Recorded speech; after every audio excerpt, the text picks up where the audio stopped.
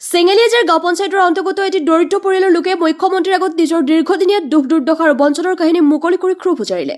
অভিযোগ অনুসৰি চৰকাৰী আঁচনিৰ নামত বহু প্ৰতিশ্ৰুতি দিয়া স্বত্বেও এতিয়ালৈকে পৰিয়ালটোৱে প্ৰকৃত সুবিধা লাভ নকৰাৰ অভিযোগ উত্থাপন কৰে। বাসস্থান আৰু মৌলিক সুবিধাৰ অভাৱত পৰিয়ালটোৱে দুৰ্ভিক্ষ ভোগ কৰি অহা বুলি উল্লেখ কৰে। মুখ্যমন্ত্ৰীৰ সন্মুখত নিজৰ যন্ত্ৰণা ব্যক্ত কৰি পৰিয়ালটোৱে চৰকাৰৰ পৰা ন্যায় আৰু সহায়ৰ আশা প্ৰকাশ কৰে। এই ঘটনাই পুনৰ এবাৰ গ্ৰাম্যাঞ্চলৰ দৰিদ্ৰ লোকসকলৰ বাস্তৱ সমস্যাৰ ছবিখন উন্মোচন কৰিলে। এই বিষয়ে বিভাগে কি ব্যৱস্থা গ্ৰহণ কৰে সেয়া সময়ত লক্ষণীয় হ'ব। এয়া আছিল আমাৰ প্ৰতিবেদন। News desk AN live.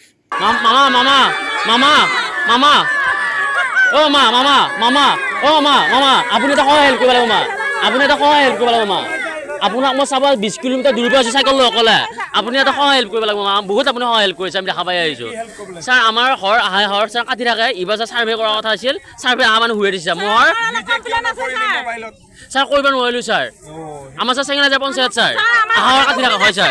Sir আপুনি এটা দিয়ক ছাৰ লিখি লওক ছাৰ।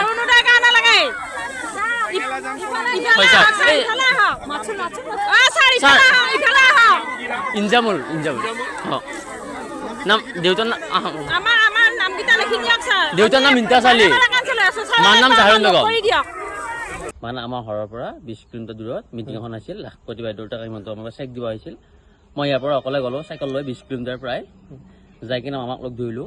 কিবা পাৰ্চনেল এটা মানে প্ৰব্লেম হয় কাৰণে মামাক কৰিলোঁ। মামা প্ৰব্লেম মানে আমাৰ যিটো চৰকাৰী ঘৰ, মোৰ নাম ইনজামুল হক, দেউতাৰ নাম ইন্তা চালি, মাৰ নাম জাহিৰুল বেগম। আমাৰ গাঁৱৰ নাম কুমাৰপাৰা আৰু পঞ্চায়তৰ নাম চেঙেলীয়াজাৰ গাঁও পঞ্চায়ত।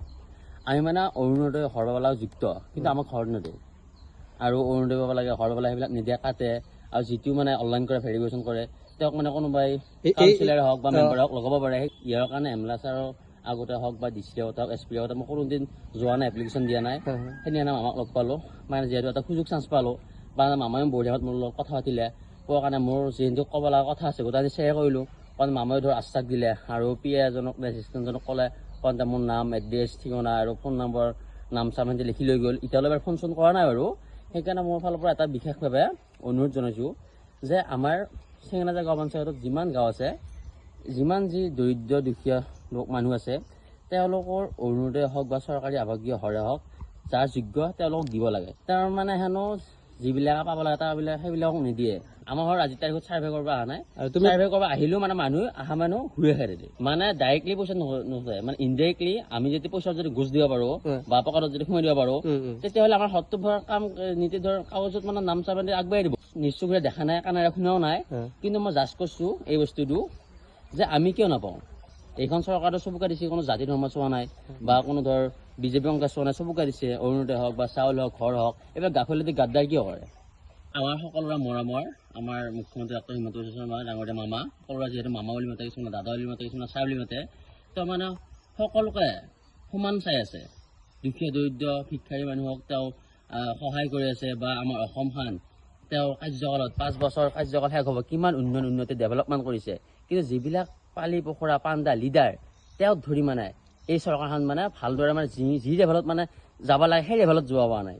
কিন্তু আমাৰ ৰাজ্যত হওক বা টাউনত হওক, চিটিত হওক, যি লেভেলত উন্নয়ন পৰিৱৰ্তন ডেভেলপমেণ্ট হৈ আছে, আমাৰ গাঁও এলেকাত সেই লেভেলত হ'ব পৰা নাই। কাৰণ এইবিলাক পাণ্ডা লিডাৰত ধৰি হ'ব পৰা নাই।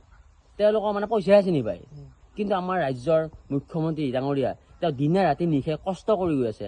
আমি দেখা পাই আহিছোঁ, মোবাইলতে হওক, টিভিতে হওক, আমাৰ অসমৰ কাৰণে ইমান তেওঁলোকে কষ্ট কৰি আছে, যুঁজি আছে। কিন্তু এইবিলাকে যদি আমাৰ যদি অসমখনৰ কাৰণে যদি অলপমান যদি বেয়া লাগি কিনে যদি দিনে ৰাতি তেওঁলোকে যদি কষ্ট কৰে, আমাৰতো আৰু তেওঁলোকে এইটো বস্তু যদি সকলোকে দিলে হয়, আমাৰ মানুহখিনিতো বেছি আকৰ্ষণ লয়, গুৰুত্ব দিলে হয়। কিন্তু কাৰো ব্যক্তিগত পকেটৰ পইচা নেদে, এই পইচাটো চৰকাৰৰ পৰা আহিব আৰু দিব লাগে। আমাৰ কোনো চৰকাৰী চাকৰি নাই, আমি কোনো নৰ্মেল মিডিল ক্লাছ ফেমিলি নহয়, আমি দুখীয়া দৰিদ্ৰ ঘৰৰ পৰিয়াল হয়। সৰুৰ পৰা পুৰা কষ্ট কৰি আমাৰ মাৰ অৰুণোদয় পাব যোগ্য, কিন্তু মাৰ অৰুণোদয় দিয়া নাই। যিকোনো খবৰ আৰু বিজ্ঞাপনৰ বাবে যোগাযোগ কৰক 7896121996।